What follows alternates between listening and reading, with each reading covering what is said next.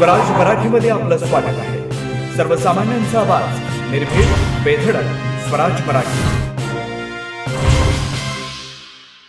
पाहूया स्वराज्य Marathi top 10 headlines. Abhijit दिपकेंना पोलिसांनी ताब्यात घेतलेलं नाही, सीजेपीचे प्रवक्ते सौरभ दास यांची माहिती. तर केरळ हाऊस जवळ मोठ्या प्रमाणावरती आंदोलक जमल्याचा दास यांचा दावा. सीजेपीचा मोर्चा संसद भवनावर धडकला. संसदेच्या मुख्य प्रवेशद्वार काही वेळ बंद, बंदुका रोखून सुरक्षा रक्षक तैनात.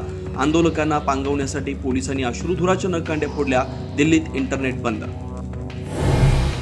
शिक्षण मंत्री धर्मेंद्र प्रधान यांनी घेतली केंद्रीय गृहमंत्री अमित शहांची भेट. सीजेपीच्या आंदोलक शिक्षण मंत्र्यांच्या राजीनाम्यावर कमालीचे आक्रमक. धर्मेंद्र प्रधान आज राजीनामा देणार का याची उत्सुकता. लोकसभा राज्यसभेमध्ये कमालीचा गदारोळ. दोन्ही सभागृहांचं कामकाज आतापर्यंत 5 वेळा तहकूब. नीट पेपर फुटीवरून विरोधकांनी सरकारला घेरलं.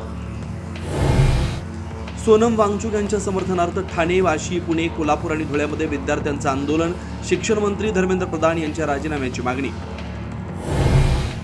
ठाकरेंच्या कालच्या मुंबईमधल्या आंदोलनावरती शिवाजी पार्क पोलीस ठाण्यात 3 स्वतंत्र गुन्हे. विनापरवानगी आंदोलन, विविध ठिकाणी आंदोलन आणि वाहतूक कोंडी झाल्यामुळे. राजकीय पक्षांच्या कार्यालयामध्ये SIRचं कॅम्प नकोत. BLOनं एकदा तरी मतदाराच्या घरी भेट देणं आवश्यक. निवडणूक आयोगाच्या सूचना. राष्ट्रीय सुरक्षा सल्लागार अजित डोवाल यांना यंदाचा लोकमान्य टिळक राष्ट्रीय पुरस्कार जाहीर. गृहमंत्री अमित शहा यांच्या हस्ते पुरस्काराचं वितरण होणार.